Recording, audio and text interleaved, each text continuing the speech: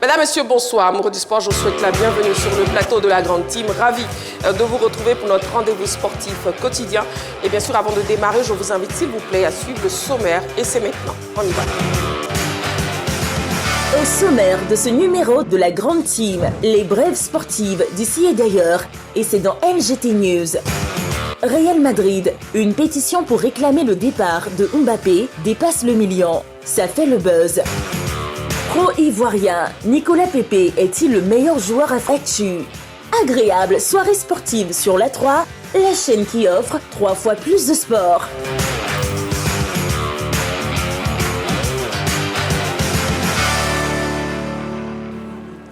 La question LGT, objet du débat donc ce soir, pro-ivoirien, Nicolas Pepe est-il le meilleur joueur africain d'Espagne? Pro-ivoirien, Nicolas Pepe est-il le meilleur joueur africain d'Espagne? On en parlera donc sur la 3 ce soir en direct de 20h30 à 22h et je suis accompagné de Jean-Philippe. Jean-Philippe, bonsoir. Bonsoir Marie-Christine. Ça c'est vrai, bonsoir. Bonsoir Marie-Christine. Vous êtes toute belle. Merci beaucoup. J'adore ce blanc laiteux là, cette chemise-là. C'est magique. Merci beaucoup. Ça c'est vrai. Vous êtes tout beau aussi avec cette belle cravate. Merci Marie-Christine. Elle vient de Gibraltar. Merci. Et vous sentez bon aussi. Merci beaucoup. Vous ne pouvez pas dire ça. Oui, Kader, bonsoir. Bonsoir Marie-Christine. Vous allez bien, Kader? Ça va, je vais bien chez vous. Ça, c'est vrai, vous fatigue. Elle est toute triste là. Ça va? Je vais juste apporter un correctif. C'était un blanc humanitaire. Ah ouais. Un blanc laiteux. Un blanc humanitaire, un blanc laiteux. Voilà. D'accord, très bien. C'est qu'est-ce que c'est blanc? C'est blanc. Jean-Philippe, vous allez ajouter quelque chose sur le blanc? Merci beaucoup, c'est mieux. Donc, on aura donc Jean-Philippe qui n'a rien à dire pour l'instant, mais attention, quand il n'a rien à dire, le reste, c'est grave. On aura Saint-Séverin et aussi on aura Kader. LGT News, c'est la première rubrique de cette émission où on vous donne l'essentiel de l'actualité sportive et c'est maintenant. On y va. LGT News.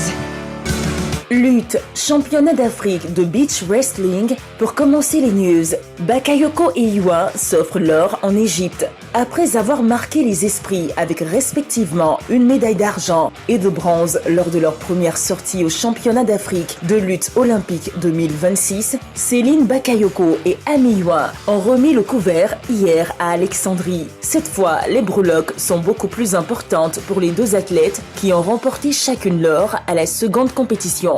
À savoir le championnat d'Afrique de beach wrestling lutte sur sable. Céline Bakayoko, classée 6e mondiale dans la catégorie des moins de 60 kg, a parfaitement maîtrisé tous ses adversaires. Idem pour Amy Iwan chez les plus de 70 kg.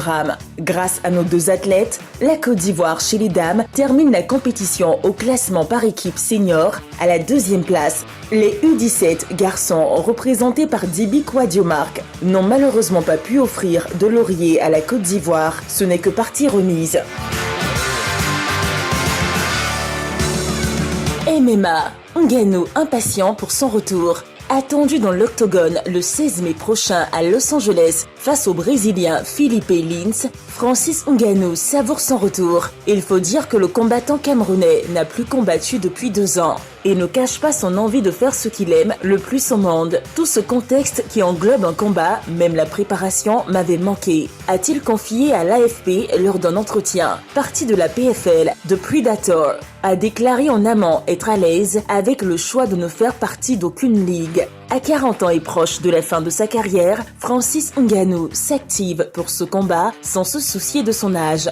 Ce n'est pas mon âge qui combat, a-t-il martelé. Son objectif est clair, gagner cet autre combat et se projeter pour l'avenir. Je me dis que ma fenêtre pour combattre reste ouverte, mais pas pour très longtemps. Donc autant en profiter pour ne pas regretter demain, a-t-il conclu.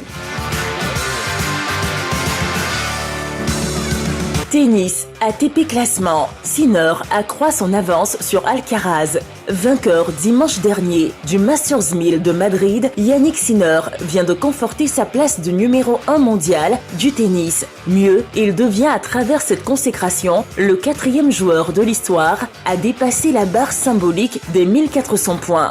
L'Italien profite de l'absence de Carlos Alcaraz, blessé au poignet droit, pour prendre une avance considérable au classement ATP. L'Espagnol, pour sa part, reste toujours numéro 2, loin devant Alexander Zverev qui complète le podium. Le seul changement dans le top 10 concerne Lorenzo Musetti qui glisse d'un rang au profit de Daniil Medvedev 9e. Meilleur français au classement ATP, Arthur Fils, désormais 17e, a encore gagné 8 places. Ouvrons à présent le chapitre football. Angleterre, Sunderland veut faire revenir Amad Diallo. 12e difficulté à améliorer ses statistiques depuis son retour de la CAN 2025. En effet, cette saison, Amad Diallo, c'est 2 buts pour 3 passes décisives en 29 matchs de Première Ligue. OGC Nice, Eli Wahi a repris la course. Absent récemment pour cause de blessure, Eli Wahi poursuit son processus de retour à la compétition. Un signal positif dans l'optique de la fin de saison. Bonne nouvelle donc du côté de l'OGC Nice qui pourra récupérer son attaquant ivoirien pour la course au maintien. Mais la prudence est de mise et l'évolution du joueur est étroitement suivie par la cellule performance du club niçois. Le staff médical ne souhaite prendre aucun risque, privilégiant la course. L'OGC Nice gère donc la situation d'Eli Wahi. FC Barcelone, les nouvelles sont bonnes pour Lamine Yamal. Blessé avec le FC Barcelone en Liga, Lamine Yamal suit son travail de récupération au centre d'entraînement du club catalan. Lamine Yamal, selon plusieurs médias, suit un programme spécifique afin d'arriver dans les meilleures conditions physiques au Mondial 2026. Le joueur devrait même être apte à rejoindre la Rora pour la préparation. Voilà qui rassure. Voilà, en direct sur la 3, la question LGT de ce soir. Pro-ivoirien Nicolas Pepe est-il le meilleur joueur africain d'Espagne? On en parlera donc tout à l'heure dans l'actu. Le débrief des news, c'est maintenant. On commence avec Kader, avec qui on parle de Lamine Yamal. Effectivement, le prodige du Barça donne de bonnes nouvelles de lui. Depuis sa blessure à la cuisse, souvenez-vous, le 22 avril, face à Osasuna, après avoir frappé un pénalty, il avait ressenti une gêne au niveau de la cuisse. On avait décelé une déchirure à ce niveau de la partie du corps de Lamine Yamal, mais depuis, sont plutôt ravis de savoir que le génial espagnol du Barça commence à retrouver petit à petit la plénitude de sa forme, même s'il va manquer le Classico. On parle d'un retour annoncé pour le 31 mai. Il devait donc rejoindre l'équipe nationale d'Espagne en préparation pour la Coupe du Monde. Donc plutôt une bonne nouvelle. Maintenant, c'est dans quel état de forme il va se présenter, parce qu'il va manquer plusieurs matchs. Il va manquer la fin de la saison en Liga. Il va manquer, ce fameux match Classico entre le Barça et le Real Madrid qui est prévu ce week-end-là. Donc maintenant, on attend, parce qu'on veut voir ce genre de joueur-là dans une telle compétition. Il nous a fait rêver, 18 ans seulement, ce qu'il réalise est exceptionnel. Je crois qu'il a 16 buts, 11 passes décisives. Il est le 3e meilleur buteur de la Liga. Non, bravo à lui. Maintenant, on veut le revoir en Coupe du Monde, parce que c'est un garçon qui est sur les traces d'un Lionel Messi, son idole, qui est passé par le Barça. Et donc, on veut le voir à cette Coupe du Monde-là, parce que la Coupe du Monde, c'est le rendez-vous de toutes les stars. Voilà, Marie-Christine. Donc, Lamine Yamal qui sera prêt à temps pour la Coupe du Monde. Exactement, Marie-Christine. D'accord. La Coupe du Monde qui aura lieu dans combien de jours? Le 11 juin, Marie-Christine. Effectivement, le 11 juin, et vous pourrez suivre les matchs sur la 3. Oui, Jean-Philippe, avec vous, on parle de Eli Wahi. On parle d'Eli Wahi, on parle d'un joueur qui est arrivé récemment au sein de l'équipe nationale de la Côte d'Ivoire et qui a marqué des points, je dirais, assez bons, notamment lors de son unique titularisation face à l'Écosse.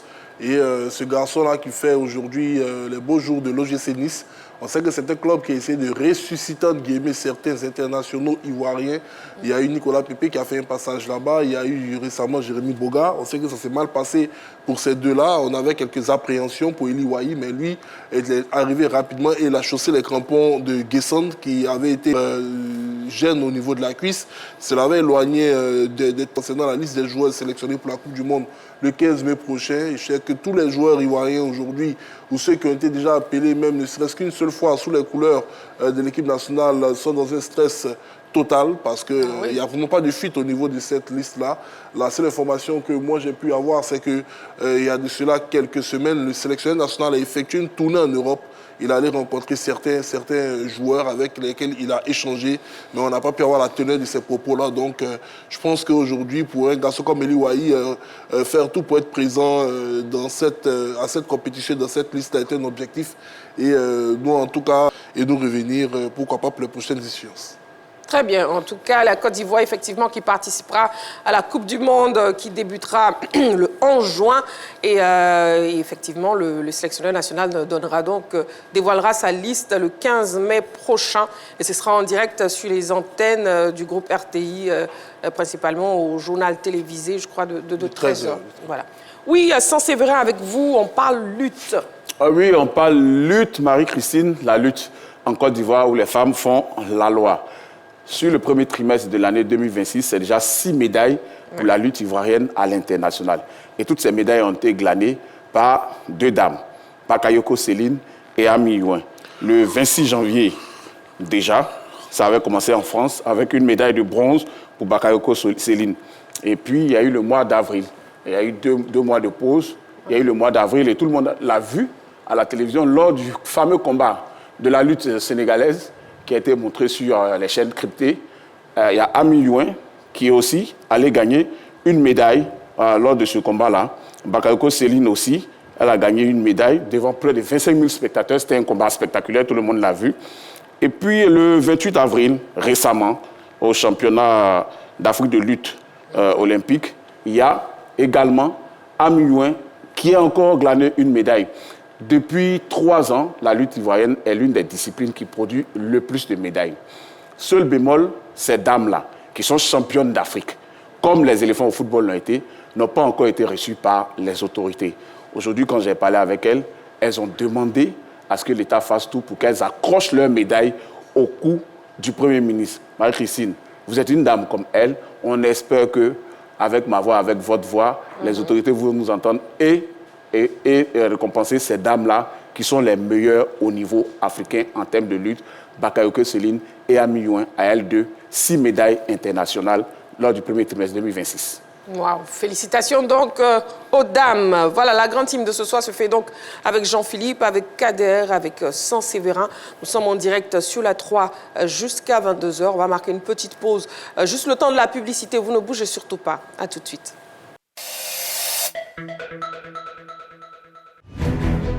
Salut à tous, soyez les bienvenus dans l'heure des tchatcheurs, votre talk show préféré. Pas de langue de bois, pas de demi-mesure. Les tchatcheurs sont là. Laisse-moi, laisse-moi terminer. Oui, mais je ne suis pas dans l'émotion. Dans l'émotion, surtout, vous faites bien de souligner cela. Il doit toujours conserver son calme. Une chose est d'avoir la légitimité de contester quelque chose. Monsieur Magat, le football se conjugue au présent. Ne nous enflammons pas. Ça, je suis d'accord avec vous maintenant. Oui. 27, 21, 59, 93, 99. Alors, nous vous écoutons. Tant que champion d'Afrique 2023, on doit se remettre en cause. Du lundi au vendredi, à partir de 10h sur la 3, devenez le meilleur tchatcheur en donnant votre avis sur les sujets. Bonne suite de programme sur les antennes de la 3. Les débats plaisir. C'est toujours sur la 3. Allez, salut. La 3, nous offrons 3 fois plus de sport. De retour sur le plateau de la grande team, toujours en direct. Passons donc au Sabuzz de ce soir. On y va.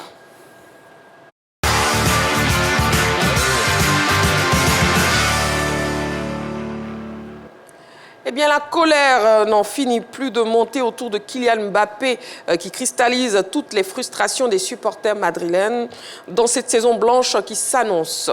Des pétitions sont signées pour montrer la voie de sortie à l'international français. On décortique cette actualité qui fait le buzz après cet élément préparé par la rédaction. On regarde.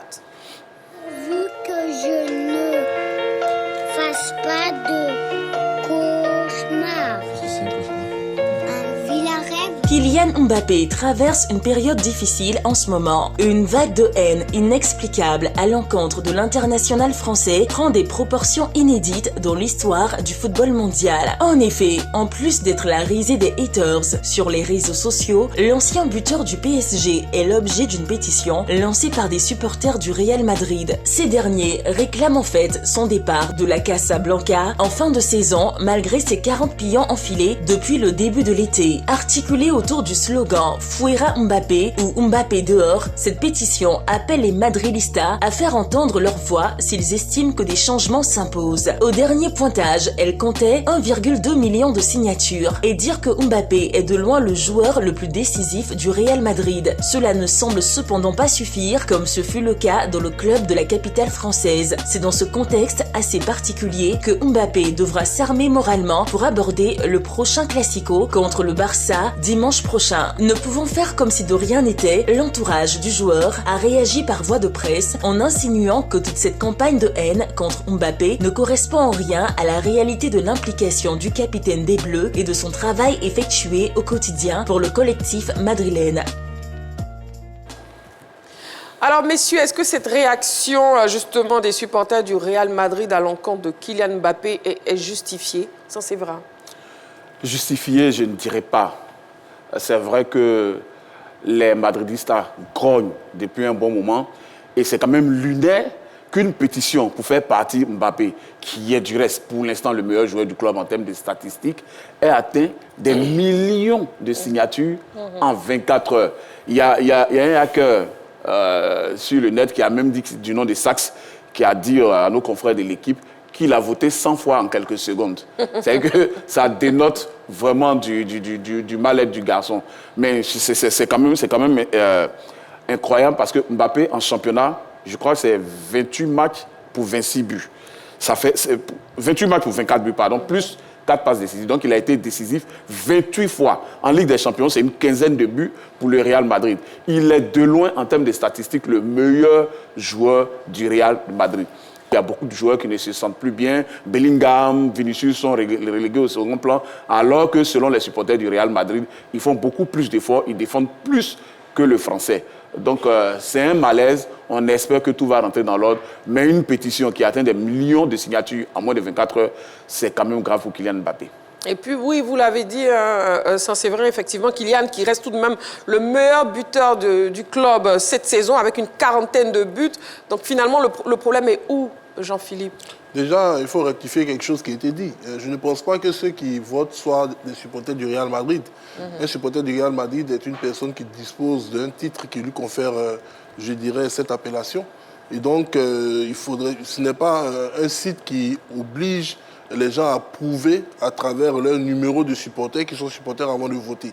Donc, il faut nuancer. On sait que Kylian Mbappé a beaucoup de haters, des personnes prêtes à le détester, à le haïr, que ce soit du côté du Paris Saint-Germain, de la France et de beaucoup d'endroits. Ce qui se passe au Real, je dirais, c'est un peu drôle quand même. Moi, je me rappelle lorsque la rumeur de Kylian au Real avait donc fusé. Jude Bellingham, dans une interview, avait dit que lui préférait voir son ami Haaland, avec lequel avait évolué du côté du Borussia Dortmund, signé au Real que Mbappé. Quand Mbappé devait venir maintenant au Real, j'ai vu également une interview de Neymar qui, à demi-mot, essayait d'avertir ses compatriotes brésiliens quant à la venue de Mbappé. Voilà. Et Mbappé il arrive avec des préjugés de la part de ces garçons. Je suis désolé, aucun d'entre eux n'a réalisé ce que Mbappé a réalisé individuellement pour le Real Madrid. Voilà, ce sont des garçons, parce qu'aujourd'hui, il ne faut pas porter le masque. On sait que le problème fondamental du Real Madrid, c'est Mbappé contre Bellingham et Vinicius, des jeunes garçons qui se voyaient être les pointes du projet Real Madrid, et ils voient débarquer Kylian Mbappé, qui pour eux n'a encore rien remporté, puisque Vinicius a 2 Ligues des Champions, Bellingham en a une, et pour eux, ils sont plus légitimes que Mbappé pour être les porteurs du projet, et ils se rendent compte que au Real, on semble faire le lit pour que Mbappé soit le futur multi-ballon d'or du club, et ils ne supportent pas cela. Et il y a eu d'abord Xabi Alonso qui a essayé, quand il est arrivé, de faire une analyse. On a vu qu'il s'est plus, entre guillemets, chamaillé avec Vinicius qu'avec Mbappé. Tous les entraîneurs qui sont partis, aucun n'a pointé Mbappé du doigt. Par contre, les autres, on a parlé de leur implication. Bref, je pense que derrière ce genre de machination, il y a souvent des personnes insoupçonnées qui tirent les ficelles. Mais Pour le clan Mbappé, il y a une autre pétition qui a été donc lancée également et qui avait demandé à ce qu'il reste. Et je pense qu'elle prenait aussi de l'ampleur. Mais le Real a habitué, ce n'est pas ce qui va déstabiliser le Real. Il est revenu, il va jouer le Classico. Et puis je pense qu'on va passer à autre chose. Ok.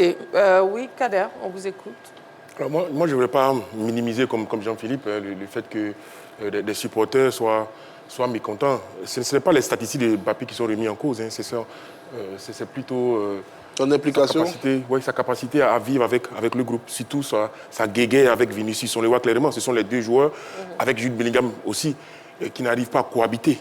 Parce que les supporters se disent que ça marchait bien quand il n'était pas là. On a remporté une Ligue des Champions, on a gagné un titre de champion en Liga. L'année qui suit, quand il arrive, ça fait 2 saisons qu'on ne gagne plus. Ces statistiques parlent pour lui, ça c'est clair. Mais sa capacité à vivre avec le groupe, c'est ce qui est peut-être remis en cause. Quand Jean-Philippe dit par exemple que ni Jude Bellingham et Vinicius n'ont réalisé ce qu'il a réalisé, non. Il faut répartir. Il dit à titre individuel. Hein. Oui, mais il faut répartir avant. Là, oui, mais individuellement. Jude Bellingham a fini meilleur buteur du Real Madrid. Il faut vous souvenir. Juste avant que Mbappé exactement. Avec combien de buts n'arrive. Il peut être meilleur buteur. Avec 19 buts. Mbappé, l'année dernière, c'est combien de buts avec le Real? Oui, mais en tant que 50 buts. En tant que cette année, il est déjà à 40 buts. Messieurs, ne parlez pas. En tant que milieu de terrain, il a fini meilleur buteur du Real de Madrid et son implication en Ligue des Champions comme Vinicius ne peut pas être négligée. Il avait même été cité au Ballon d'Or. Donc attention quand on parle. Moi, je veux bien qu'on mette en avant les statistiques de Mbappé, mais dire que les autres n'ont pas fait comme lui, ce ne serait pas juste. Deuxième chose, je veux dire, le Real a connu des joueurs de grande envergure. On a connu une équipe du Real avec les Galactiques, avec Zidane, avec Roberto Carlos, avec Salgado, avec Elguera. Mais c'était des têtes fortes, mais qui ont réussi à cohabiter ensemble, qui ont fini par gagner la Ligue des Champions. Donc, pourquoi le problème s'est posé au PSG avec Mbappé, il se pose encore à nouveau au Real? Ça veut dire que quelque part, il y a un problème Mbappé qu'il ne faut pas négliger. Il faut un entraîneur. Pour moi, la solution, c'est d'envoyer un entraîneur qui est capable de faire jouer, de faire évoluer, mais surtout de permettre à ces trois-là de pouvoir cohabiter. Parce que ce sont des magnifiques joueurs, que ce soit Jude Bellingham, que ce soit Vinicius ou Mbappé. Pour moi, ils sont capables de vivre ensemble. Maintenant, ce sont les égos qu'il faut peut-être calmer pour pouvoir voir ces trois-là évoluer. Maintenant, il faut prendre en compte aussi la dimension des supporters qui sont habitués à gagner. Les supporters du Real sont habitués à gagner la Ligue des Champions, notamment la Ligue des Champions. Depuis 2 ans, Mbappé est attendu comme une valeur ajoutée pour lui permettre de gagner des titres. Depuis, il ne voit rien. Donc, leur sentiment, leur frustration est légitime. Donc, il faut prendre en compte ça. Si Jude Bellingham ou Vinicius ils doivent partir, c'est peut-être ça la solution aussi pour permettre à Mbappé de rester le seul maître à bord pour qu'il n'y ait pas de bisbis. Parce que tant que ces trois-là resteront ensemble, il y aura toujours des bruits de bottes. Ça, il ne faut pas qu'on se cache. Mais Kader, par rapport à cette année blanche du Real Madrid, est-ce que Kylian Mbappé est le seul responsable? Non, pas du tout. Parce que le Real également, c'est au niveau de la défense qu'il aurait fallu aller chercher des joueurs comme Dika, comme je vois là, ils sont sur la piste de Gabriel ou de Saliba à Arsenal. La paix même centrale d'Arsenal intéresse le Real Madrid, mais c'est une situation qu'il aurait fallu gérer bien avant, parce qu'on savait qu'en dehors de Rudiger, autour de Rudiger, il n'y a pas ces défenseurs-là qui sont capables de tirer le Real vers le haut défensivement. C'est là que les défenseurs... Parce que Kylian Mbappé a beau marquer 23 buts, si derrière vous en encaissez 24, mais vous perdez les matchs. Donc il y a ce problème aussi à régler. On a vu Tchouaméni, à un moment donné, milieu de terrain, évoluer en défense centrale, ce n'est pas son poste. Donc voilà les problèmes. Après, il faut aussi que Florentino Pérez apprenne à écouter aussi son staff, le staff qui s'occupe du recrutement. Parce qu'il ne s'agit pas de faire venir des joueurs parce qu'ils vous plaisent ou parce qu'ils aiment le club. Parce qu'ils doivent être capables également d'apporter quelque chose. Très bien. Oui, Jean-Philippe. Moi, je vous remercie, Marie-Christine. Sur les 10 dernières années, je pense que le Real Madrid a remporté que 3 Ligues des Champions. Sur les 10 dernières années, 3 Ligues des Champions. Et pas 3 Ligues des Champions, pardon, 3 Ligas. 3 Ligas. 3 Ligas espagnoles.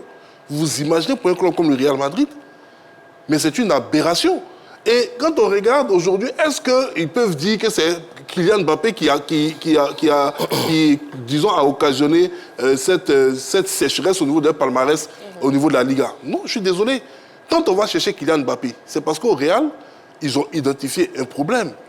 Cristiano Ronaldo qui était là, qui marquait beaucoup de buts. Quand Cristiano part derrière, on a Karim Benzema qui vient, il marque des buts, mais pas autant que Cristiano. Quand Karim part, le Real se rend compte qu'ils n'ont plus de buteurs. Celui qui sauve le Real même en Ligue des Champions, c'est un second couteau qu'ils sont allés prendre, Rosselló. Donc, le président Pérez a dit, j'ai bâti une équipe, j'ai recruté des gardiens, des défenseurs, des milieux de terrain. Il me manque maintenant une pointe, vu que j'ai de bons ailiers. Qui est le meilleur buteur aujourd'hui en Europe qui peut matcher avec ces joueurs? Mais c'était Kylian Mbappé. Donc, il ne faudrait pas qu'on fasse croire que le président n'a pas dit prendre Kylian Mbappé sur un coup de tête. Et quand Kylian vient, est-ce qu'en tant que président du Real Madrid, le joueur que j'ai pris pour marquer des buts, est-ce que pour moi, il donne satisfaction ou pas? Kylian donne satisfaction. Il est arrivé pour marquer des buts, il marque des buts. S'il marque beaucoup de buts, que ça fait des jaloux, est-ce que c'est de sa faute? Ce n'est pas de sa faute. Donc quand Kader me dit non, qu'il faut tenir compte de ce que Bellingham a dit, ou de ce qu'il a fait, ou de ce qu'il... Il ne joue même pas le même poste. Il ne joue pas le même poste. Donc, parce qu'ils vont jalouser le fait que Kylian commence à devenir le chouchou, ils vont lever le pied, l'équipe va perdre, et on va dire que c'est la faute à Kylian. Moi, je suis désolé. Franchement, au-delà même du costume de consultant, j'arrive même pas à comprendre le malaise Kylian Mbappé au Real Madrid. Voilà. Le malaise aurait été qu'il ne marque pas et que les entraîneurs forcent tout simplement à le mettre titulaire alors qu'il n'est pas performant. Alors que ce n'est pas le cas. Alors qu'il marque. Alors qu'il marque. Il était performant au PSG. Mais non, au PSG, c'était au-delà des statistiques. Non, s'il vous plaît, Kader. Non, pas en même temps. Au PSG, on sait tout ce problème du PSG de Kylian. Ce n'était même pas un problème sportif. Même pas un problème extra-sportif. Il fut un moment où Kylian estimait qu'il était temps pour lui de quitter le PSG et les dirigeants parisiens ne voulaient pas qu'il parte. Ils sont au bras de fer. C'est aussi simple que ça, il n'y a rien eu derrière. Il n'y a absolument rien eu derrière.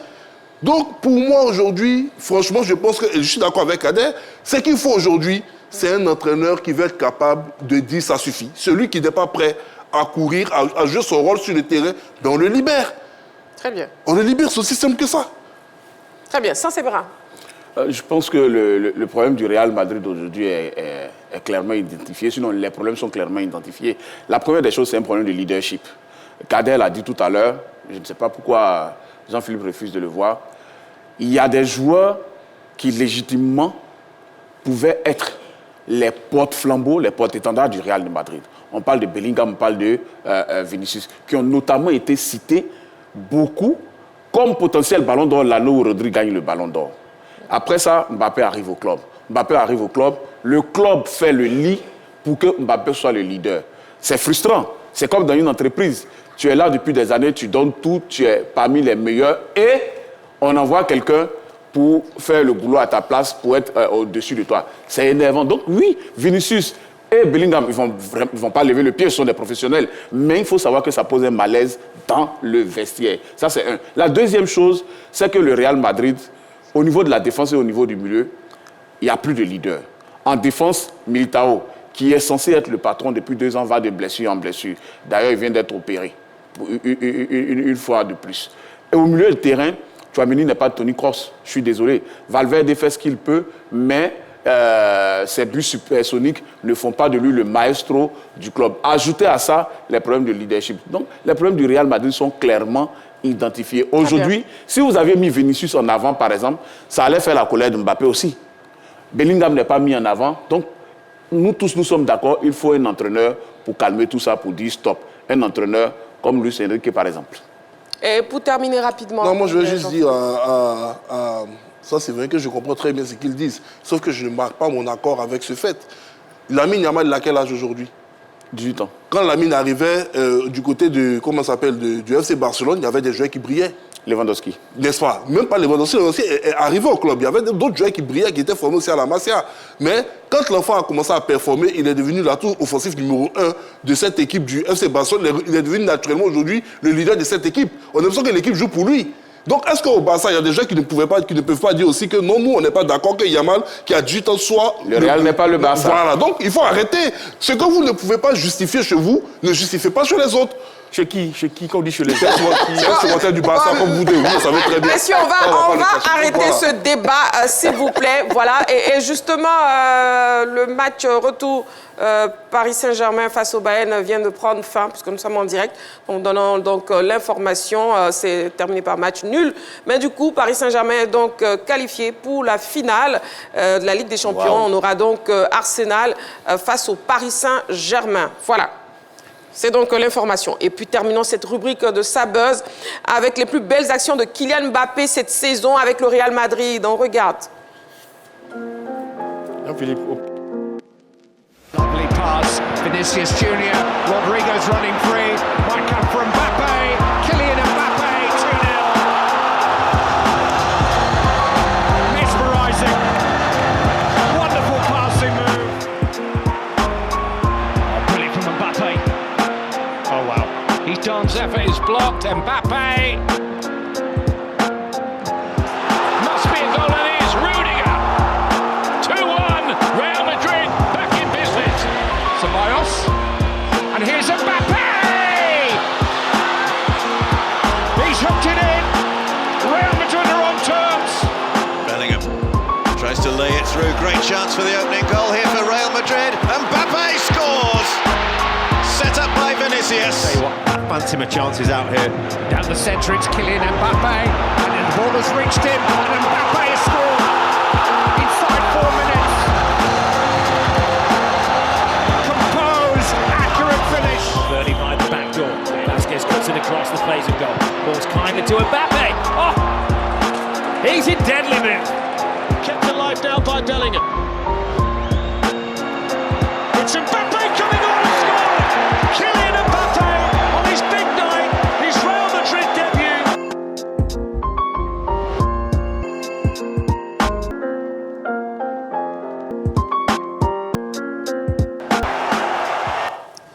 Nous sommes de retour sur le plateau de la Grande Team, toujours en direct sur la 3, ce mercredi soir, accompagné de Jean-Philippe de Kader et aussi de Saint-Séverin. Passons à présent au stade du jour. On y va.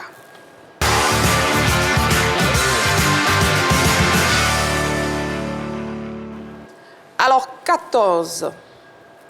Avec 14 matchs sans défaite, Arsenal connaît sa plus longue série d'invincibilité en Ligue des champions de l'UEFA, dépassant ainsi sa série de 13 matchs d'affilée sans défaite entre mars 2005 et avril 2006. 32. Manchester United a pris 32 points en Premier League depuis que Michael Carrick a pris les commandes le 13 janvier dernier. Aucun club en Premier League n'a fait mieux sur cette période. En 14 matchs, Manchester United affiche un bilan de 10 victoires, 2 nuls et 2 défaites. 16. Avec sa défaite en Saudi Pro League sur le terrain d'Al-Qadsiya, Al Nasser marque le pas dans la course au titre. Le club restait sur 16 victoires d'affilée, 20 toutes compétitions confondues et n'avait plus perdu depuis le 17 janvier 2026. Alors, finaliste de la Ligue des Champions et leader de la Premier League, qu'est-ce qui fait la force d'Arsenal cette saison? Saint-Séverin. La force d'Arsenal, c'est un mental à toute épreuve, on va le dire comme ça. L'équipe a démarré le championnat anglais, par exemple, en force. Après, ils ont eu un coup de mou, ils se sont fait rattraper par Manchester City. Là, ils ont repris du poil de la baie. Beaucoup de joueurs dans le club sont orientés parce que c'est un effectif qui tourne autour de 15-16 joueurs qui sont toujours titulaires. En défense centrale, vous avez Saliba et Gabriel qui sont quasiment là à tous les matchs. Au milieu, Declan Rice, c'est le patron. Et puis devant, cette année, il y a quelque chose qui a changé à Arsenal. Il y a Gyökeres. Il n'a pas les stats qu'il avait au Sporting Portugal, mais il fait quand même du bien à cette équipe-là. Et Arsenal de cette année commence à ressembler à Arsenal de 2004, de 2006. En 2004, le club a été champion sans perdre un seul match de championnat. C'était avec l'époque de Thierry Henry, Robert Pires, Kolo Touré, exactement, sous Arsène Wenger. Et puis, cette année, 2 ans plus tard, après ce championnat, en 2004, en 2006, le club a joué une finale de Ligue des Champions face au FC Barcelone, remporté par le FC Barcelone de Samuel Eto'o, Larsson et Lionel Messi et autres. Et puis 20 ans après, 2026, vous voyez que l'équipe reproduit les mêmes choses. Hier, au forceps, l'équipe a battu Atlético de Madrid pour se hisser en finale de Ligue des Champions. D'ailleurs, vous l'avez dit tout à l'heure, le PSG est qualifié, donc ça va être une finale Arsenal-Paris Saint-Germain, une première dans l'histoire pour ces deux clubs. Entre les deux, Arsenal n'a pas encore gagné de Ligue des Champions. Le Paris Saint-Germain a été sacré l'année dernière et pourrait faire le doublé. Donc, c'est une équipe solide, une équipe transformée par Mikel Arteta qui a su être patient. Et aujourd'hui, il est quasiment en train de récolter les fruits. Premier en Premier League et en finale de la Ligue des Champions, Arsenal pourrait faire le plus grand doublé de l'histoire du club.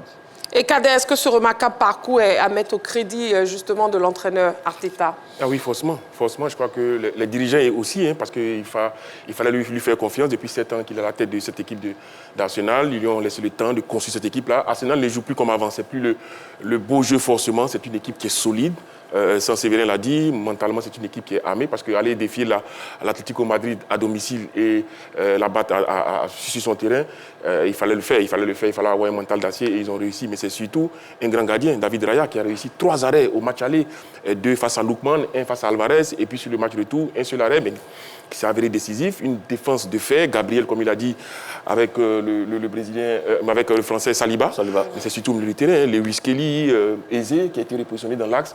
Non, c'est la science d'Arteta qui a réussi à récupérer surtout des joueurs blessés. Saka a été blessé, Martin Odegaard, le capitaine. Et puis Trossard qui est également revenu. Non, je crois que ces retours ont fait du bien. C'est une équipe d'Arsenal qui a mûri. Il ne faut pas oublier que l'année passée, ils étaient sortis par le PSG en demi-finale de la Ligue des Champions. Ouais. Donc ils sont plutôt dans une très bonne dynamique. C'est une équipe qui se construit, qui est solide à toute épreuve. Et puis le dernier élément, c'est que l'attaquant, Victor Gyökeres, quand il a signé à Arsenal, il avait dit nouvel environnement, nouvelle vie. Sa femme était partie. Il a commencé à plonger. Quand elle est revenue, eh bien, les choses vont plutôt bien pour lui. Ça veut dire que sa femme a joué un rôle prépondérant dans ses performances. Exactement. Hier, il a fait un match solide face à l'Atlético Madrid. Il a retrouvé sa confiance. Et donc, voilà, ça marche bien pour Arsenal. Espérons qu'ils aillent jusqu'au bout en finale de la Ligue des Champions. Vous voyez donc le pouvoir des femmes. Exactement. Ben oui, on avait compris. Hein. Quand je suis là près de vous, vous allez bien. Ah oui, exactement. Oui, ça va. Oui, Jean-Philippe, sur justement Arsenal. Mais je dirais que déjà, c'est un club qui a accepté sa révolution à elle. Elle a accepté plus rapidement sa révolution parce que c'est une équipe qui était dans la même configuration que Manchester United au départ de Sir Alex Ferguson, il y a 13 ans de cela. Et ils ont vu partir un entraîneur qui avait bâti un véritable projet sur des dizaines d'années, Arsène Wenger. Et pour le remplacer, ça n'a pas été facile. Hein. Ils ont bourlingué, beaucoup d'entraîneurs sont succédés sur ce banc de touche. Et puis, il a fallu qu'un ancien de la maison revienne, Arteta. Mais qui est Arteta? Arteta, il était présenté comme le cerveau de Pep Guardiola, puisque c'était son assistant, son adjoint, son homme de confiance. Et quand Arteta a décidé de prendre Arsenal, Guardiola avait dit que ça allait être un coup dur pour lui. Mais quand Arteta est venu au début, ce n'était pas facile. Il y a eu des moments de flottement, il y a eu des moments de doute, mais le board d'Arsenal lui a maintenu la confiance et on lui a permis de bâtir petit à petit une équipe très solide, parce que c'est ce qui caractérise cette équipe d'Arsenal, c'est la solidité. Tout à l'heure, je crois que c'est Kader qui parlait de sa charnière centrale qui était courtisée par le Real Madrid. Il a su bâtir une équipe en prenant ligne après ligne pour la renforcer et puis ensuite essayer de mettre en place un style de jeu, je dirais un style de jeu qui partage avec Guardiola, mais un style de jeu beaucoup plus amélioré, avec beaucoup plus de verticalité. Et ça a permis à Arsenal d'être sur les 3 dernières saisons une formation assez régulière au niveau des performances. Et je pense que cette régularité-là qui est en train d'être payée aujourd'hui à travers le fait que cette équipe ait joué une finale de la Coupe de la Ligue anglaise qu'elle a perdu malheureusement face à Manchester City. Elle soit qualifiée pour la finale de la Ligue des Champions et elle soit à 2 matchs, je crois, 2 ou 3 matchs du titre de champion d'Angleterre. Et donc, voilà, moi je dis chapeau à ce monsieur. Et puis c'est quoi? C'est l'école espagnole, encore une fois de plus, qui prédomine sur le football mondial. Parce que vous avez d'un côté, en France, Luis Enrique, qui avec le PSG, qui démontre d'excellentes choses. Vous avez Arteta aujourd'hui à Arsenal. Et puis justement, vous parlez de Manchester United, hein, comment on explique ce regain de forme de Manchester United en Première Ligue, sans Séverin? Encore un ancien de la maison qui revient et qui fait de bonnes choses. Comme Arteta à Arsenal, Michael Carrick, l'ancien milieu de terrain de Manchester United, a repris l'équipe en main et c'est actuellement en Angleterre le club qui a pris le plus de points sur les derniers matchs. C'est simple.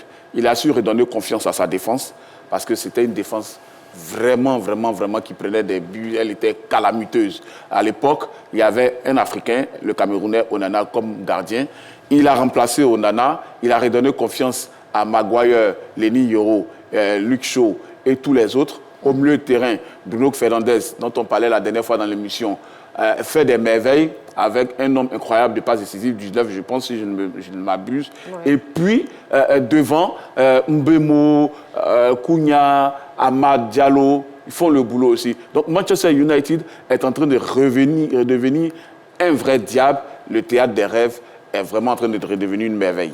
Et est-ce que cette équipe peut viser le titre et la Ligue des Champions la saison prochaine? Kader. C'est ce qu'on espère, hein, cette équipe de Manchester United. Mais le challenge pour cette équipe de Manchester, c'est de conserver, on va dire, l'essentiel de ses cadres et puis repartir vers l'avant. C'est une équipe qui est classée 3e cette saison-là, qui peut encore jouer la 2e place. Il y a 5 points entre Manchester United et City, même si City a un match en retard. Donc voilà, tout est encore possible pour Manchester United qui va retrouver la Ligue des Champions la saison prochaine, et ça, c'est plutôt la bonne nouvelle. Donc, forcément, ça va nourrir des ambitions. Pourquoi pas jouer les titres la saison prochaine? C'est dans les cordes de Manchester United. Michael Carrick a démontré qu'il était capable de mener la barque à bon port. Donc, voilà, la confiance lui sera renouvelée certainement, mais il va falloir recruter à nouveau, chercher à gagner des compartiments, notamment au milieu du terrain également et en attaque. Voilà, Manchester United est taillé, en tout cas, pour faire une belle saison la saison prochaine. Parlons à présent de Al Nassr. Al Nassr, avec seulement 2 points d'avance sur Al Hilal, à 3 journées de la fin du championnat. Est-ce qu'il faut s'inquiéter pour Al Nassr, Jean-Philippe? Il faut s'inquiéter. C'est vrai qu'ils sont en avance, ils ont fait pratiquement la course en tête depuis le début de la saison. Mais il y a eu ce faux pas-là qui peut être signe annonciateur d'un essoufflement, ou ça peut être une remise en cause de tout ce qui a été fait jusqu'à présent. Je pense que les coéquipiers de Cristiano Ronaldo doivent se relever tout simplement et puis essayer, pourquoi pas, de permettre à Al Nassr enfin à Cristiano de remporter son premier titre du côté de l'Arabie Saoudite. Et ce sera un échec, vous pensez, Saint-Séverin, si Cristiano Ronaldo ne remportait pas ce titre avec Al Nassr? Oui, ce serait un échec, ce serait surtout un échec pour tout le club parce que c'est le club qui a le plus recruté, qui a le plus bâti. Quand vous prenez la ligne d'attaque, vous avez Ronaldo, vous avez Sadio Mané, le Sénégalais, vous avez João Félix, le Portugais. Donc oui, c'est une équipe taillée pour être championne, mais qui vient de gaspiller quand même assez de points. Et désormais, Al Hilal, le champion en titre, est à 2 points de Al Nassr avec le nul contre Al Qadisiyah qui, il ne faut pas l'oublier, est 4e au classement de la Saudi Pro League. Donc, actuellement, Al Nassr a 79 points et Al Hilal a 77 points, suivi de Al Ahly Saoudi, de Kessié, qui a 7 points du leader. Donc, il va falloir faire très attention. Il reste encore beaucoup de matchs à jouer. Oui, 3 matchs, je pense. Et donc, 9 points à prendre. Donc, quand il y a 2 points entre le premier et son dauphin, ça veut dire que la lutte va être terrible jusqu'au bout. On espère que Sadio Mané et Ronaldo vont tenir bon jusqu'au bout, même si on aimerait que Kessié soit champion. Moi, j'espère pas. Moi, j'espère qu'ils vont franchir. Bien le contraire, que Kessié et sa bande vont pouvoir les rattraper et finir champion. Voilà. C'est mon souhait. Merci beaucoup, messieurs. Allez, avançons, passons à l'actu de ce soir. On y va, c'est maintenant.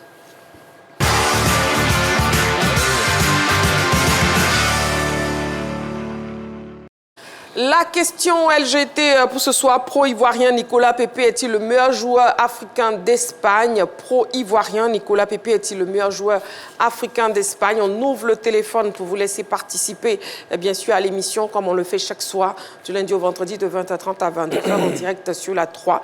Le téléphone est ouvert, le numéro de téléphone de la 3, c'est le 27 21 59 93 99. 27 21 59 93 99. Sinon, vous avez toujours la page Facebook de la 3. Nicolas Pepe est auteur de prestations remarquables en cette fin de saison. Brillant dans la Liga, Nicolas Pepe n'est-il pas simplement l'actuel meilleur joueur africain d'Espagne? Ce sujet de la rédaction donne les premiers éléments d'appréciation. Et on regarde. Nicolas Pepe est sur un rythme effréné en cette fin de saison avec Villarreal. Sur ses 7 derniers matchs avec le sous-marin jaune en Liga, l'attaquant ivoirien a inscrit 5 buts et délivré 2 passes décisives. Depuis le mois de mars, il fait preuve d'une régularité remarquable. Ayant retrouvé toute la confiance de l'entraîneur Marcelino, il est titulaire indiscutable. Nicolas Pepe est de nouveau impactant et décisif avec Villarreal. Il a activement contribué à hisser son club sur le podium de la Liga, une position qui lui permet d'assurer une place qualificative en Ligue des champions de l'UEFA. L'international ivoirien a retrouvé son excellente forme du début de saison qui lui avait permis d'être désigné joueur de la Liga du mois d'août. Il est le seul footballeur africain, cœur de la CAN 2023, et le meilleur buteur africain de la Liga, à égalité avec Abdé Ezzalzouli et devant Brahim Diaz, le Marocain du Real Madrid. Nommé pour le prix notamment Pape Gueye, son coéquipier sénégalais, Akor Adams, Inaki Williams, le Ghanéen de l'Athletic Bilbao et Karl Eta Eyang, le Camerounais de Levante, africain d'Espagne. La question LGT est donc posée et bien sûr avant d'ouvrir le débat, je vous propose de voir la fiche et les performances de Nicolas Pepe cette saison. fichier performance de Nicolas Pepe. Né le 29 mai 1995 à Mantes-la-Jolie en France, l'Ivoirien évolue au poste d'attaquant. Il a évolué précédemment au sein des clubs de Poitiers, Angers, Orléans, Lille, Arsenal, Nice, Trabzonspor. Et actuellement, il évolue du côté du Villarreal. Il totalise 53 sélections pour 11 buts inscrits. Au niveau de son palmarès, il est vainqueur de la Coupe d'Afrique des Nations 2023 ici en Côte d'Ivoire. Et il est vainqueur de la Coupe d'Angleterre en 2020 avec l'équipe d'Arsenal. Performance cette saison avec Villarreal. Il a joué 43 matchs, il était titulaire à 35 reprises. Il comptabilise un temps de jeu de 3006 minutes pour 8 buts inscrits, 7 passes décisives, 5 cartons jaunes et aucun carton rouge. Voilà, et on parle donc de Nicolas Pepe ce soir dans l'actu de la grande team avec cette question LGT pro-ivoirien. Nicolas Pepe est-il le meilleur joueur africain d'Espagne? Pro-ivoirien, Nicolas Pepe est-il le meilleur joueur africain d'Espagne? Le téléphone est ouvert. Bien, vous avez aussi la page Facebook de la 3. Messieurs, sur ce plateau, à vos panonceaux, s'il vous plaît, un oui ou un non. Et bien sûr, après, je vous laisserai argumenter. C'est donc un oui pour Jean-Philippe. C'est un oui, messieurs. C'est un oui pour Saint-Séverin, c'est un oui pour Kader. C'est donc un oui pour vous trois sur ce plateau. Très bien. Saint-Séverin, on commence avec vous. Pourquoi ce oui, s'il vous plaît, monsieur Saint-Séverin? Un oui simplement parce que, comme on le dit dans le jargon ivoirien, Nicolas Pepe fait sa zo. Il fait un bon boulot à Villarreal. Vous savez, il y a beaucoup de joueurs africains dans le championnat espagnol, mais aujourd'hui, ceux qui brillent le plus, ce sont les joueurs offensifs. Notamment, cette saison-là, c'est le meilleur. Les joueurs qui peuvent se rapprocher de lui aujourd'hui, il y a le Ghanéen Iñaki Williams de Bilbao, mais lui, saison. Je rappelle que sa meilleure saison, ça avait été en 2019, si je ne m'abuse, avec Lille. Il a d'ailleurs été le prix Mac Vivien Foé. Il est en train de refaire la même chose aujourd'hui. C'est un joueur brillant. On a vu ses matchs explosifs face aux plus grands de la Liga, Atlético. Nicolas Pepe, l'Ivoirien, est le meilleur joueur africain du championnat d'Espagne cette année. Très bien. Merci, Saint-Séverin. Nous avons un appelant, M. Diomandé Mamadou, nous appelle de Sipilou. M. Diomandé Mamadou, bonsoir. Marie. Oui, M. Diomandé Mamadou. Christine Bébé, bonsoir, ma très belle. Bonsoir, M. Diomandé. Bienvenue sur le plateau de la grande team. Je salue le plateau de la grande team. Oui. Bonsoir, M. Diomandé. Monsieur Diomandé Mamadou, on vous écoute. Pro-ivoirien Nicolas Pepe est-il le meilleur joueur africain d'Espagne? Oui, j'ai dit oui et j'ai dit oui. Et je dis merci à Ahmed Faye. Après l'épisode Ahmed Faye et Nicolas Pepe, où souvent on dit les critiques sont maigres. Et quand les Ivoiriens sont prononcés sur l'épisode, je crois que ça donne une nouvelle bonus à notre Nicolas Pepe. Et il a pris le jeu au sérieux, il a pris la concentration, il a mis en tête qu'un joueur, quand il veut être performant, partout où tu es, faut prendre ton travail au sérieux, parle moins, écoute les entraîneurs, et soit direct sur ton objectif. Et je vois, depuis l'épisode Ahmed Faye, Nicolas Pepe, je vois que Nicolas Pepe retrouve son talent de Nice qu'elle était en France. Et vraiment, il est un buteur par partie et il est concentré quand il joue. C'est ce qu'on demande à Nicolas Pepe. Il n'est qu'à moins parler, il n'est qu'à se concentrer sur son objectif. Merci à Ahmed Faye, merci aux Ivoiriens. Merci à vous, la Toa, et bonne nuit, bonne émission. Merci beaucoup, M. Diomandé Mamadou, qui nous appelait donc de Sipilou. Merci beaucoup. Kader a répondu oui aussi. Oui, dans la préparation du sujet, je l'ai comparé à des joueurs. Je suis allé voir les statistiques de Brahim Diaz, au Real de Madrid, le Marocain, et Pape Gueye, son coéquipier de Villarreal. Je crois qu'il ne faut pas mieux que Nicolas Pepe. Et donc tout de suite, pour moi, c'était un oui retentissant, d'autant plus que l'international ivoirien, eh bien, il flambe chaque week-end avec Villarreal. C'est lui qui est dans tous les bons coups, sans se venir à rappeler les stats de ce garçon-là, mais qui fait surtout preuve d'un mental d'acier, parce qu'il ne faut pas oublier même son parcours en lui-même. Lille, Arsenal, Trabzon, il est passé par Nice, il revient à Villarreal. On se disait que ce garçon était quelque peu perdu. Il nous avait montré de belles choses à Lille, depuis il avait disparu. Là, il renaît. Il nous montre de très belles choses. Je crois qu'il a atteint l'âge de la maturité, il est à son apogée, il est tranquille dans la tête. Il y a eu l'épisode difficile avec les éléphants de Côte d'Ivoire, mais cet épisode-là est passé. Maintenant, c'était Nicolas Pepe qui veut jouer du football, qui veut prendre du plaisir, et il nous le démontre. Villarreal est classé 3e après le Barça et le Real Madrid. Ils sont qualifiés pour l'instant pour la Ligue des Champions. Donc forcément, il a pris une part active à la performance de ce club-là. Donc voilà, on pourrait dire même que c'est lui, l'homme de Villarreal tout simplement, puisque chaque week-end, il est décisif par ses dribbles. C'est lui qui tente le plus dans ce club-là. Et même parmi des joueurs qui tentent le plus, il fait partie également des joueurs qui prennent beaucoup d'initiatives. On le sait, sa qualité, balle au pied, ses appels tranchants. Maintenant, il lui manque eh bien, cette efficacité-là devant les buts pour atteindre, pourquoi pas, la barre des 20 buts par saison. Pro-ivoirien, Nicolas Pepe est-il le meilleur joueur africain d'Espagne? C'est aussi un oui pour Jean-Philippe. Et on écoute ses arguments. Jean-Philippe. Meilleur joueur du mois d'août du championnat d'Espagne. Une seconde, Jean-Philippe. Nous avons un appelant, M. Boga. Il nous appelle d'Aboisseau. Bonsoir, M. Boga. Bonsoir, Madame Bédoré. Ah, M. Ogra, d'accord. Excusez-moi. M. Ogra, bonsoir. Bienvenue sur le plateau de la Grande Team. Bonsoir, Madame Bédoré. C'est pas grave. Merci, vous êtes gentil. Pro-ivoirien, Nicolas Pepe est-il le meilleur joueur africain d'Espagne, M. Ogra? Oui, Madame Christy, je plus soir. Nicolas Pepe, aujourd'hui, est vraiment... il a retrouvé de sa superbe.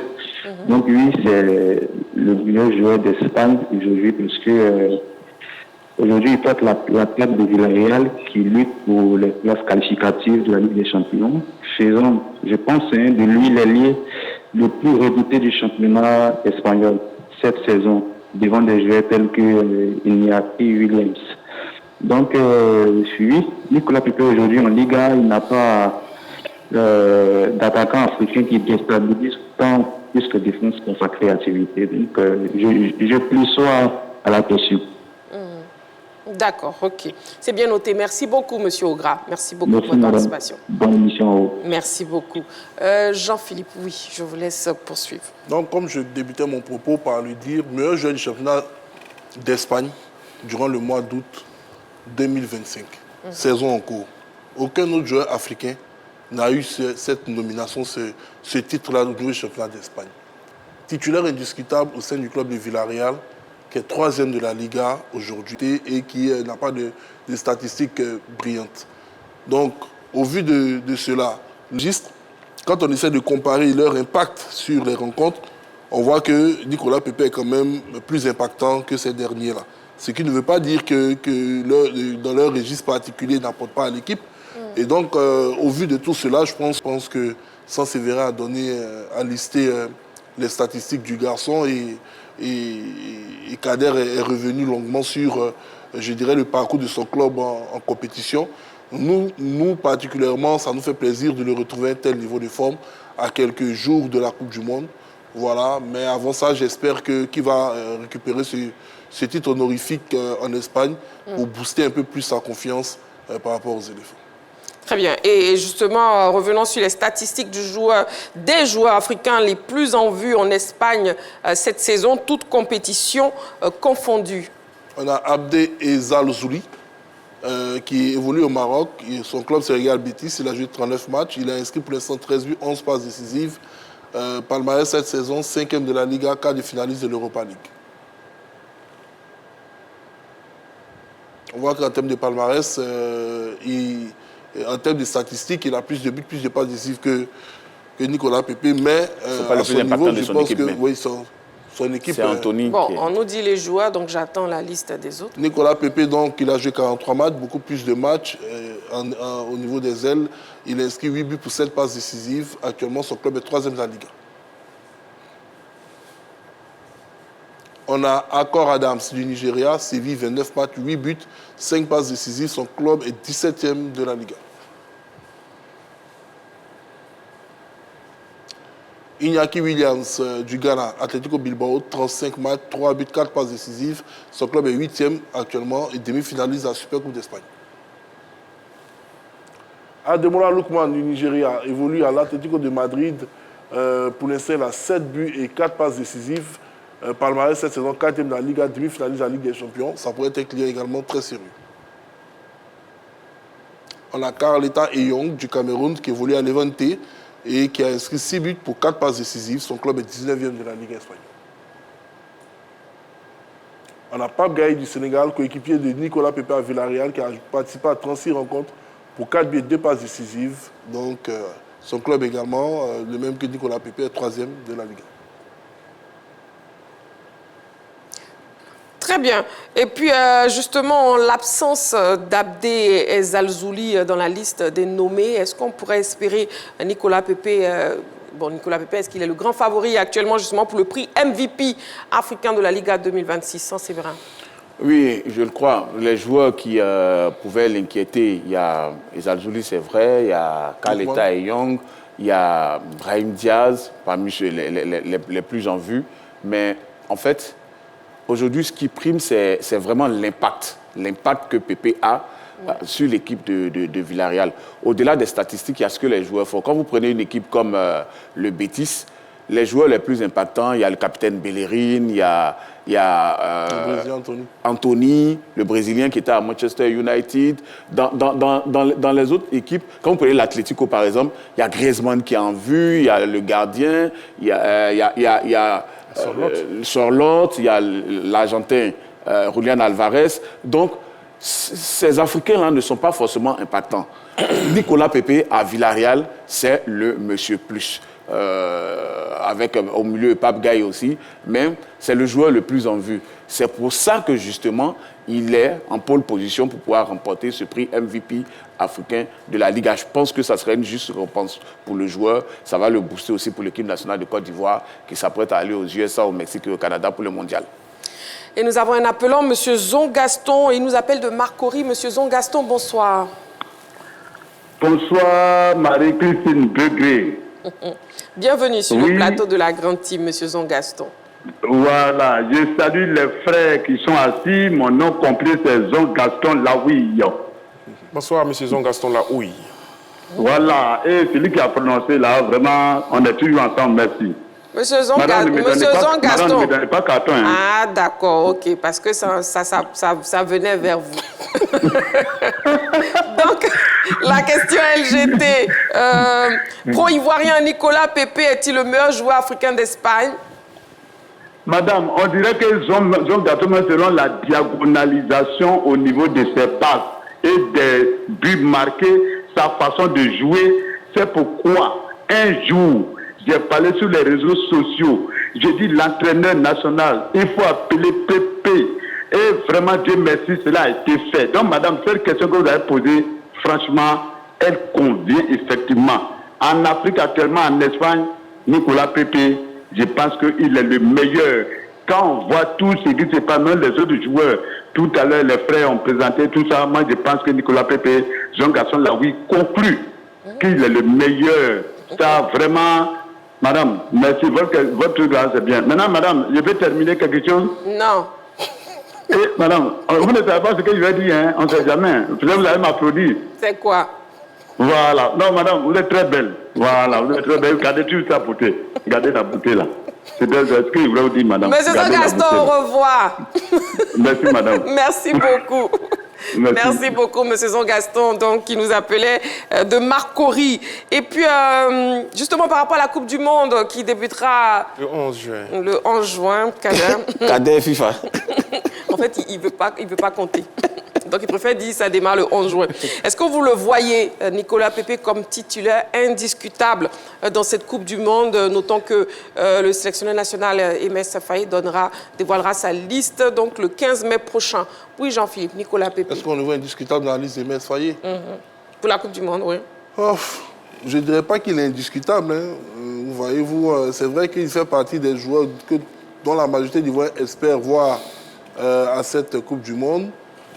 C'est vrai que récemment, le président de la fédération, l'entraîneur et les joueurs même se sont exprimés pour dire que ce qui s'était passé avant la Coupe d'Afrique des Nations était tout simplement derrière eux. Et au vu de la prestation du garçon en Liga, il devrait normalement être présent au sein de la liste d'Aimé Faye. Et je lui souhaite de ne pas avoir de bobo physique avant que cette liste ne soit dévoilée. Donc je pense que c'est un garçon dont on souhaite qu'il soit présent. Mais sur ceux avec lesquels Aimé Faye a pu évoluer, qu'on peut traiter aujourd'hui d'éléments indiscutables de la liste d'Aimé Faye, je pense qu'il est juste en dessous de cette ligne rouge-là. Voilà. Voilà, et qui devrait peut-être, pourquoi pas, après le mondial, intégrer définitivement cette liste. D'accord. Nous avons un appelant, M. Kwadio Lazare.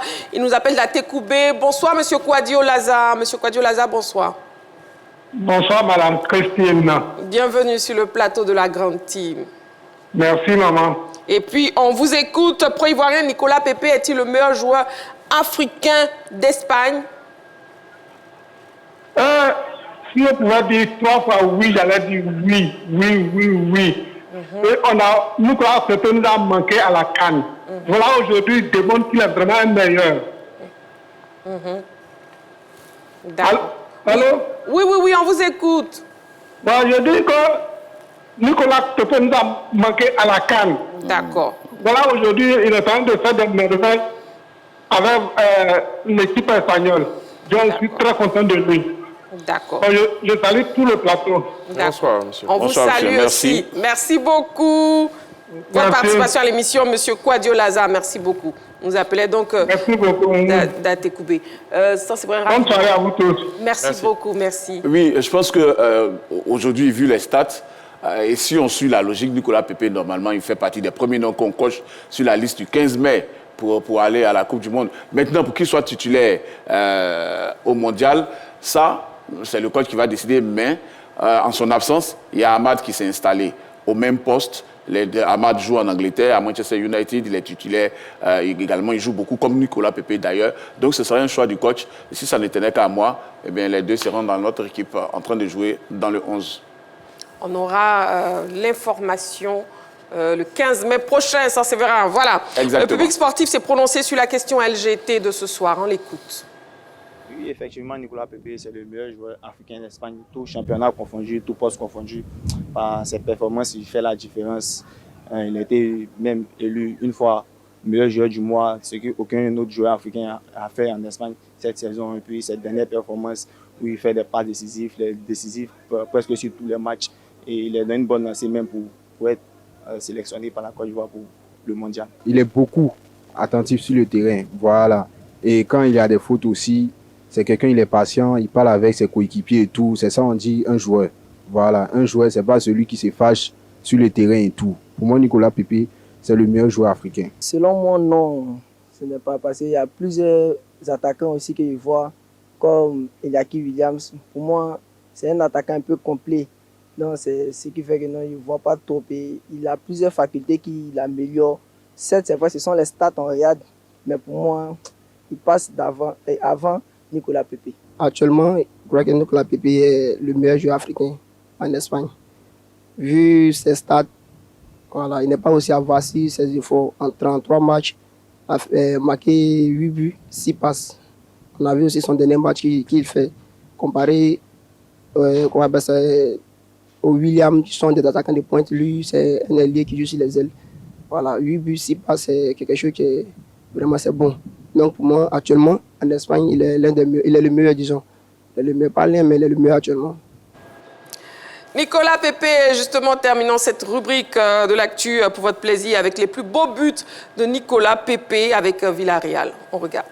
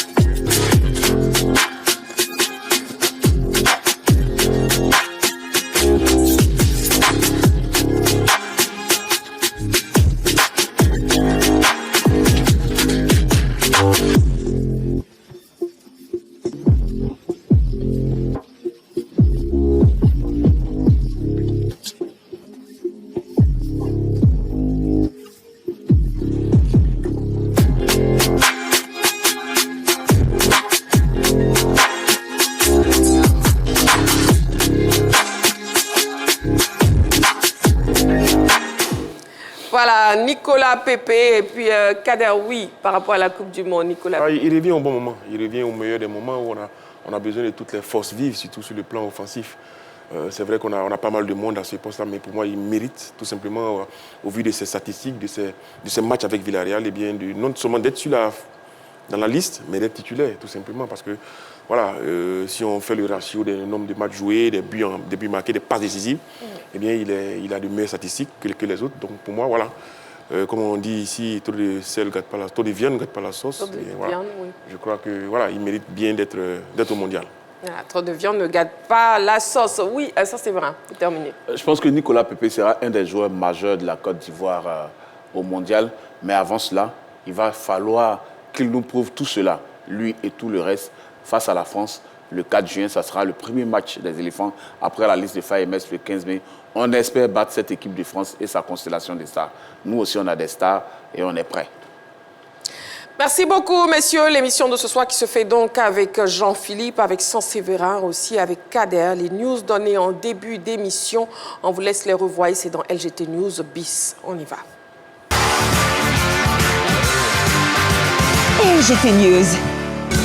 Lutte, championnat d'Afrique de beach wrestling. Pour commencer les news, Bakayoko et Yuan s'offrent l'or en Égypte. Après avoir marqué les esprits avec respectivement une médaille d'argent et de bronze lors de leur première sortie au championnat d'Afrique de lutte olympique 2026, Céline Bakayoko et Amy Yuan ont remis le couvert hier à Alexandrie. Cette fois, les breloques sont beaucoup plus importantes pour les deux athlètes qui ont remporté chacune l'or à la seconde compétition, à savoir le championnat d'Afrique de beach wrestling lutte sur sable. Céline Bakayoko, classée 6e mondiale dans la catégorie des moins de 60 kg, a parfaitement maîtrisé tous ses adversaires. Idem pour Amy Yuan chez les plus de 70 kg.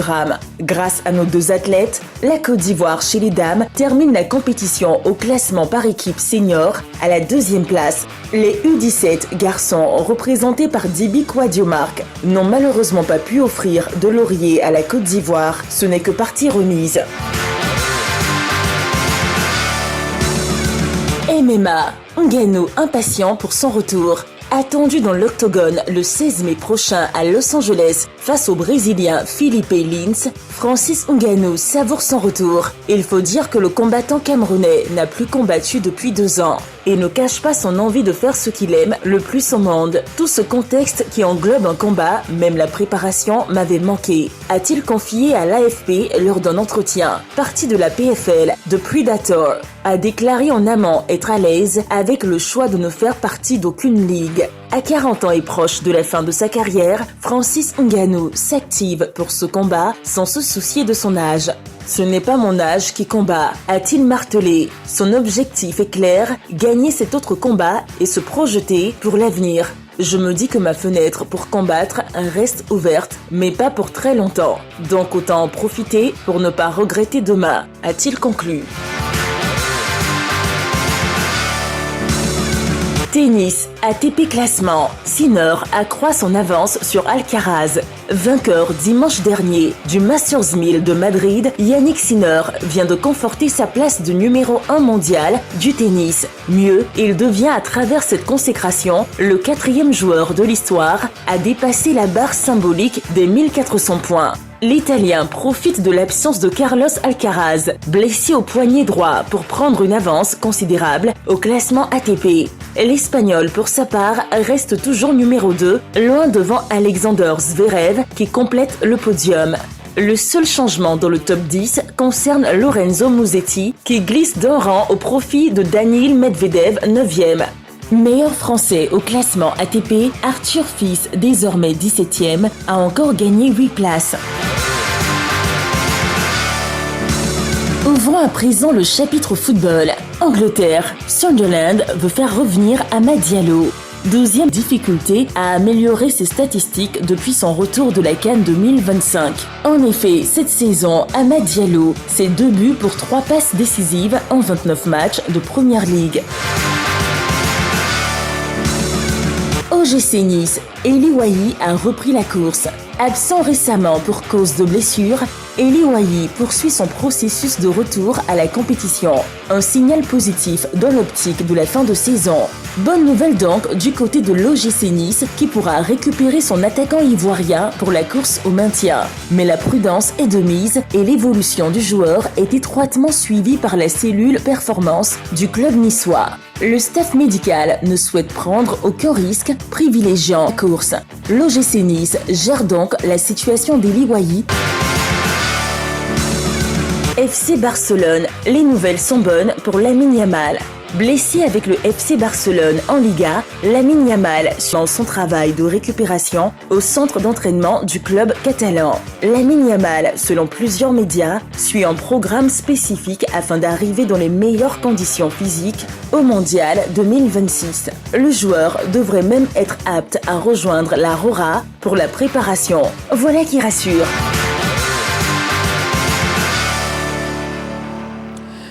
Nous sommes donc dans les arrêts de jeu de notre émission La Grande Team qui a lieu chaque soir du lundi au vendredi de 20h30 à 22h en direct sur la 3. Et justement, les finalistes de la Ligue des Champions sont donc connus. Il s'agit d'Arsenal et du Paris Saint-Germain. On en parle, Séverin? Quand je vois le Paris Saint-Germain en finale pour la deuxième année consécutive, il y a deux choses qui me viennent en tête, deux images. La première, c'est Luis Enrique en train de préparer un match et en train de préparer à Kylian Mbappé. Il lui disait, pour être un leader, il faut que tu cours, il faut que tu défendes pour qu'on puisse gagner. Et la deuxième chose, c'est qu'il a dit que sans Mbappé, son équipe est meilleure. Aujourd'hui, tout est en train de lui donner raison.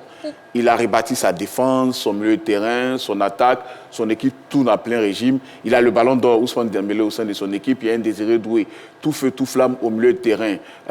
Joao Neves, Vitinha, Fabian Ruiz sont injouables. En défense, Pacho, Marquinhos. C'est exceptionnel. Et le nouveau gardien qui est devenu numéro 1 à la place des Chevaliers, Sofonov, le Russe, c'est extraordinaire. Une deuxième finale consécutive, il fallait vraiment le faire. Le PSG a habitué les gens avec les stars à des échecs. Aujourd'hui, l'équipe est en train de devenir un monstre en Europe. Ouais. Cette fois-ci, ce sera face à Arsenal. Les deux équipes se sont déjà rencontrées l'année dernière. Je pense que le PSG avait pris le dessus. Est-ce que ça sera pareil pour la finale qui arrive? On l'espère pour les Parisiens, mais en tout cas, c'est mérité pour Luis Enrique, qui est pour moi aujourd'hui le meilleur entraîneur d'Europe. Kader, Arsenal, Paris Saint-Germain.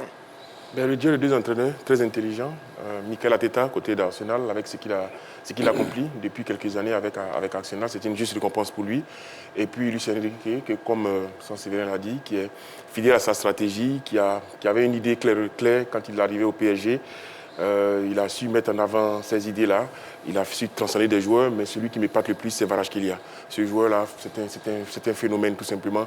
Il me rappelle Pavel Nedved, qu'on avait qualifié, un célèbre journal sur le ballon d'or qu'il avait gagné, la star qui s'ignore. C'est un peu ça, Kvaratskhelia, discret, mais très appliqué sur le terrain.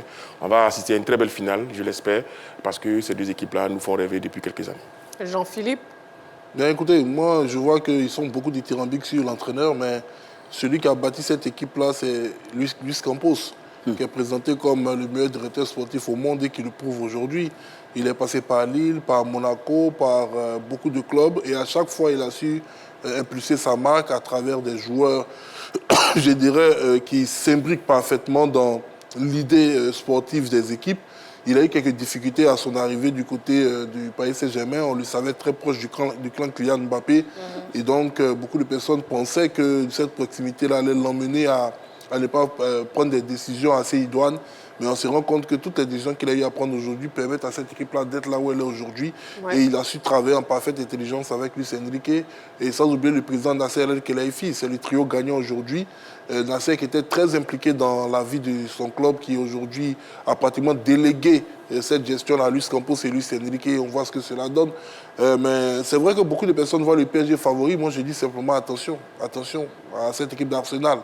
Elle me rappelle, un peu l'équipe de Chelsea qui a battu cette formation de Paris Saint-Germain aux États-Unis. Et n'oublions pas que cette équipe de Chelsea était entraînée par un ancien adjoint de Pep Guardiola également.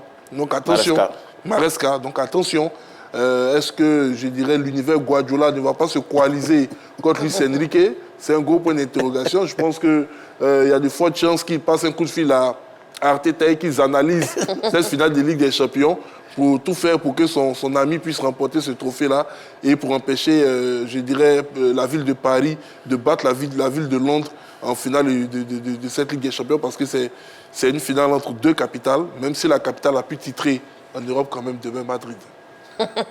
En tout cas, une grande finale à venir. Arsenal, Paris Saint-Germain, oui, Séverin.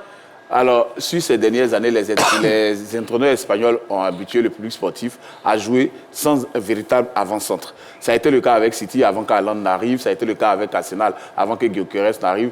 Aujourd'hui, le PSG, vous avez un trio d'attaque doué, Kvaratskhelia et Ousmane Dembélé, le ballon d'or, qui est lié de formation et qui aujourd'hui joue merveilleusement en pointe. C'est la preuve que l'équipe tourne à plein régime. Le PSG aujourd'hui, c'est une machine qui détruit tout sur son passage. On espère que les Gunners d'Arsenal vont sortir les canons pour arrêter les Parisiens. Et votre favori pour cette finale, ça c'est vrai? Paris. D'accord. Kader? Arsenal. Arsenal pour sa solidité défensive. Et Jean-Philippe? Non, Paris est le favori, ça on doit le dire clairement. Maintenant, moi, je pense qu'Arsenal peut créer la surprise. D'accord, très bien. On verra donc, messieurs. Voilà, la grande team de ce soir, c'est terminé. Merci Jean-Philippe. Merci à vous, Marie-Christine. Merci Sansevera. Merci Marie-Christine.